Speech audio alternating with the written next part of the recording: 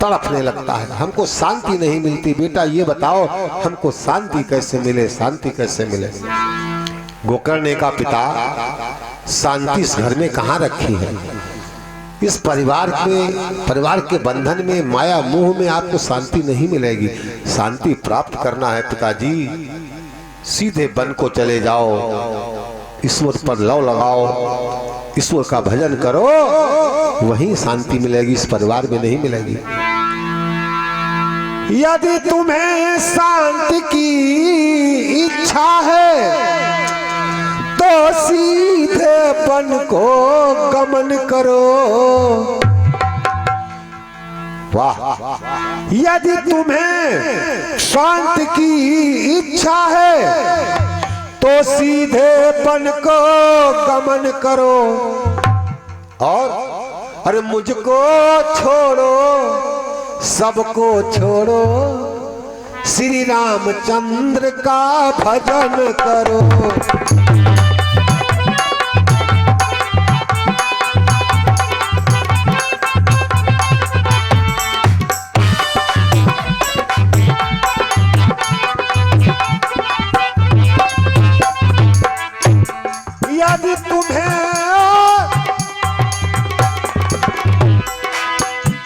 यदि तुम्हें शांति की इच्छा है। आज भैया पुरानी याद आ गई। सन 1988 से लेकर और सन 2000 तक जैसी कथा हम हारमोनियम पर आपको सुना रहे हैं ऐसी सुनाते थे। अब तो आर्गन और तमाम चीजें बजने लगी, तो आज हारमोनियम पर गा रहे हैं तो पुरानी याद आ गई। आज हमारे सतीश भैया मुस्कुरा रहे हैं, जिनकी ये तब भी बजाते थे। बोलो हनुमंत लाल की जय हो। यदि तुम्हें शांति की इच्छा है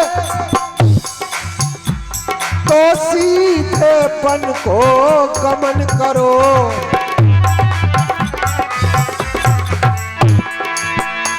मुझको छोड़ो,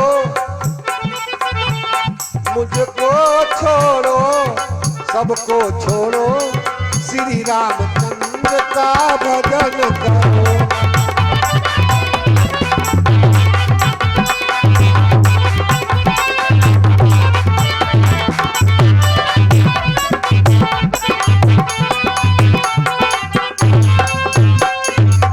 हे पिताजी, इस दुनिया में कोई किसी का नहीं है, सब मतलब की दुनिया है ये। परिवार छोड़कर भगवान का भजन करो। चले गए आत्मदेव अपने बेटा गोकर्ण के समझाने पर। और इधर भैया पिताजी तो आत्मदेव चले गए, गोकर्ण तो सुबह से शाम तक भगवान का भजन करते हैं। और धुंधकारी एक वैश्या के घर रोज शराब पीकर जाता था, रोज शराब पीकर। और जब शराब पीकर जाता था तो शाम को वैश्या को बड़ा परेशान करता था।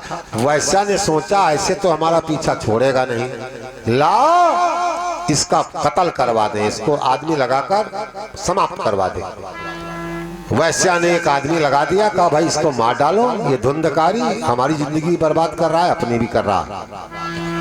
कि आ रात ही रात में उसका काम तमाम,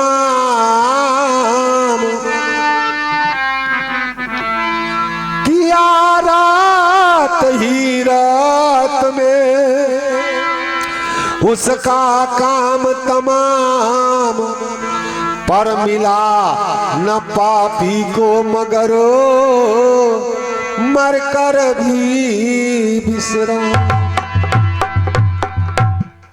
उजड़ गया हर तौर पर आशाओं का खेत, उधर धुंधकारी बना महाभयानक प्रेत। वैश्या ने धुंधकारी का कत्ल करवा दिया, लेकिन कत्ल करने के बाद भी उसको सुख नहीं मिला। महाभयानक प्रेत योनि में आज आ जाता है वो। और याद रखो, हमारे लेखाकार जी कह रहे हैं दुनिया वालों, वैश्या की संगत मत करो, क्योंकि जो भी वैश्या की संगत करता है उसकी दुर्गति धुंधकारी के समान ही होती है। उनकी यूं ही दुर्गति होगी, जिनको प्यारी वैस्या होगी।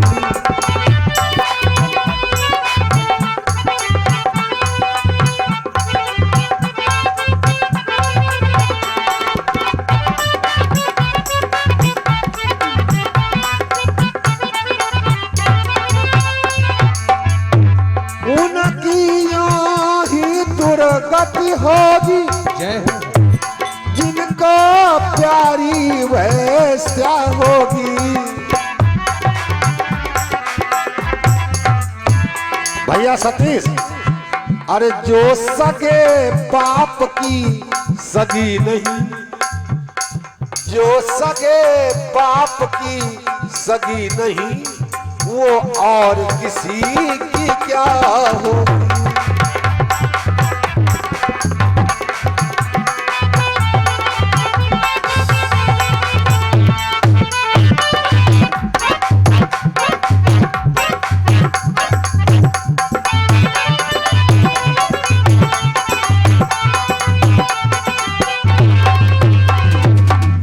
उनकी यूं ही दुर्गति होगी, जिनको प्यारी वैस्या होगी, और जो सगे बाप की सगी नहीं हो और किसी की क्या होगी। इधर तो गोकर्ण भगवान का भजन कर रहे हैं और उधर धुंधकारी जब प्रेत बन गया, घोर कष्ट हो रहा है। प्रेत योनि में बड़ा कष्ट होता है भैया, आदमी को जो प्रेत बनता है बड़ा कष्ट हो रहा है। आज वो गोकर्ण के पास जाता है, आवाज लगाता है। गोकर्ण को दिखाई नहीं पड़ता है, लेकिन आवाज आती है, भैया, हे गोकर्ण भैया। हाँ, कौन हो? कहा मैं आपका भाई धुंधकारी हूँ। तो कहा दिखाई क्यों नहीं पड़ते? कहा क्योंकि मैं प्रेत बन गया हूँ भैया, मुझको वैश्या की संगत ने प्रेत बना दिया है, प्रेत। अरे भैया भैया भैया भैया, मुझको बहुत सताया है भैया, वैश्या की संगत ने मुझको प्रेत बनाया है। भैया बड़ा कष्ट हो रहा है। ऐ मेरे भाई गोकर्ण, मुझ पर दया करो। वैश्या की संगत ने मुझको प्रेत बना दिया है, दया करो, मुझको उस प्रेत योनि से मुक्ति दिला दो, मैं घोर कष्ट में हूँ। दया आ गई आज भाई के प्रति, भाई को दया आ गई। और श्रोताओं, एक कहावत है पुरानी, भाई भाई में कितना भी बैर हो, कितना भी बैर हो, लेकिन जब एक भाई के सामने दूसरे भाई के सर पर कोई तीसरा लाठी मारता है और जब उसके सर से खून बहने लगता है तो किसी में उबाल नहीं आता, लेकिन जो उसका भाई होता है उस खून को देखकर उसके अंदर उबाल आता है और वो अपने भाई की रक्षा करने के लिए मैदान में कूद पड़ता है, या मरूंगा या मदद करूंगा।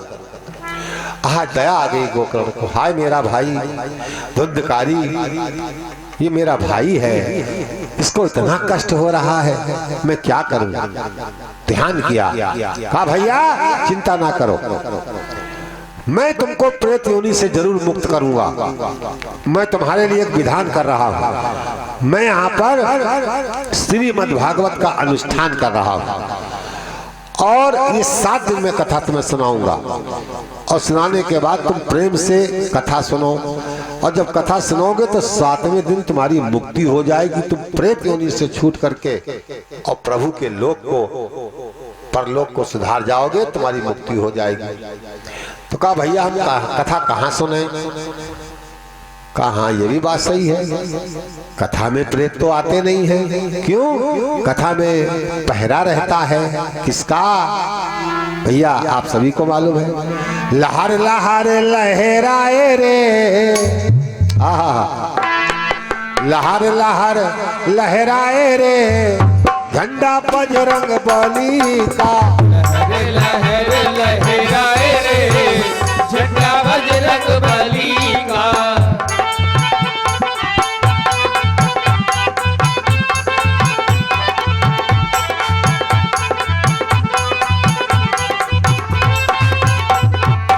बजरंग बली का झंडा, बजरंग बली का, बजरंग बली का झंडा, बजरंग बली का, बजरंग बली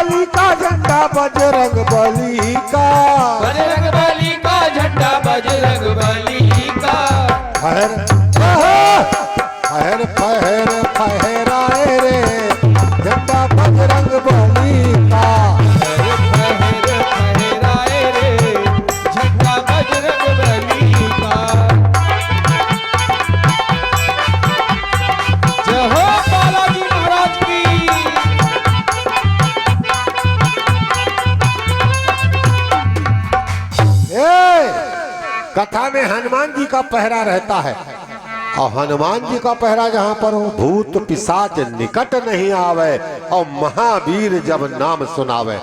जहाँ पर हनुमान जी पहरा देते हैं, और कथा में हनुमान जी आते जरूर हैं दिन में पहरा देने, एक बार कथा में आते जरूर हैं।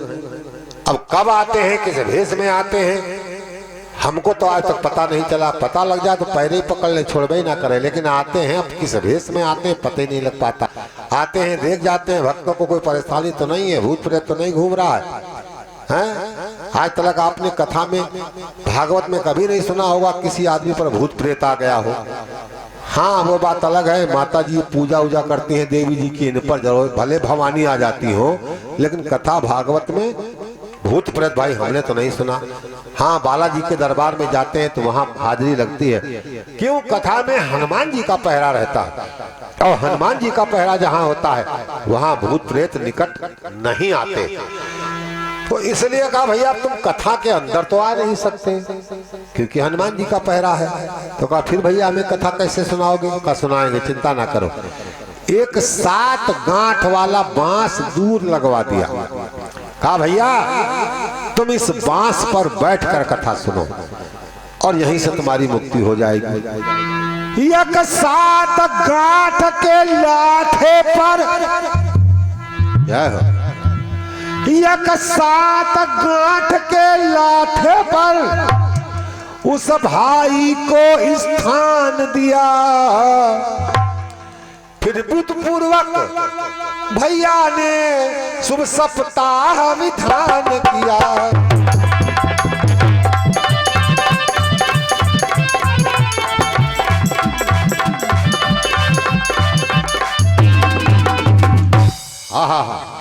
एक रोज की गाथा खत्म हुई, एक दिन की जब कथा खत्म हुई चमत्कार हुआ।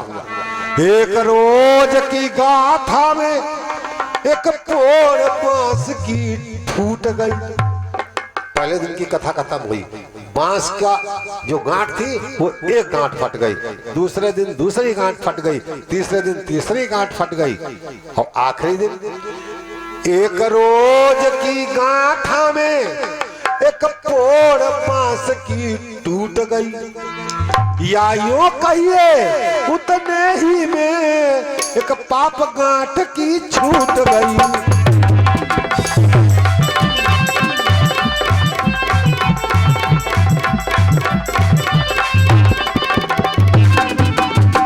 और विधि पूर्वक जब 7वें रोज, विधि पूर्वक जब 7वें रोज वैदिक विधान सप्ताह हुआ।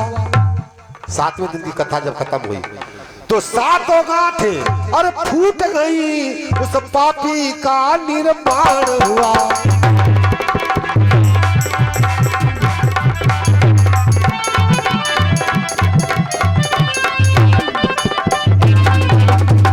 जब 7वें दिन की कथा खत्म हुई तो पूरा बांस भैया चिटक गया।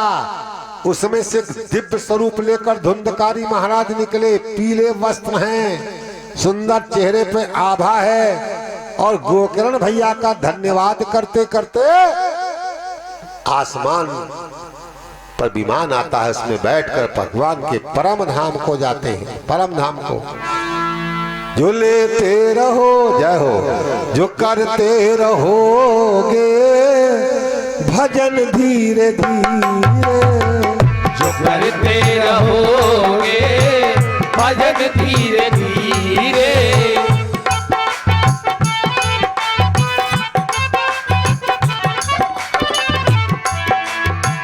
जो करते रहोगे भजन धीरे धीरे, जो करते रहोगे भजन धीरे धीरे, जो करते रहोगे भजन धीरे धीरे। ऐसे बताओ क्या होगा? अतिशय रगड़ करे जो कोई, और अनल प्रकट चंदन से होई। जो करते रहोगे भजन धीरे धीरे, जो करते रहोगे भजन धीरे धीरे, तो मिल जाएगा वो सजन धीरे धीरे, तो मिल जाएगा वो सजन धीरे धीरे।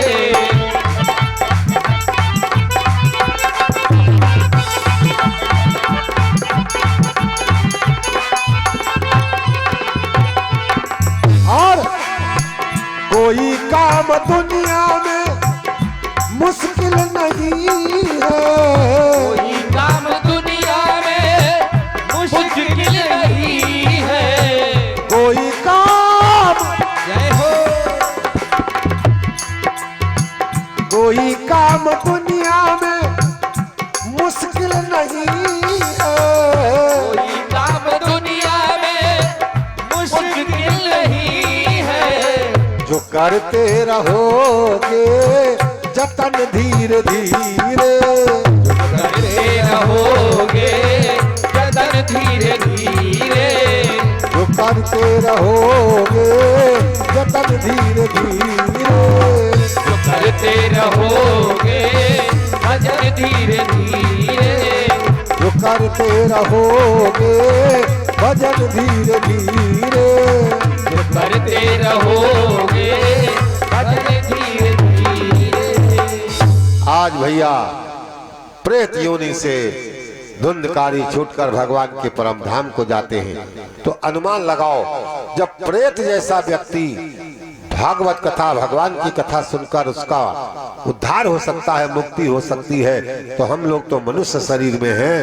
हम जब इस कथा का श्रवण करेंगे तो हमारे पुरखे तरेंगे, हमारी मुक्ति होगी, हमारा घर धन धान और समृद्धि से भरेगा। तो आओ भैया, इन्हीं शब्दों के साथ आज पहले दिन की हाजिरी हम समाप्त करते हैं।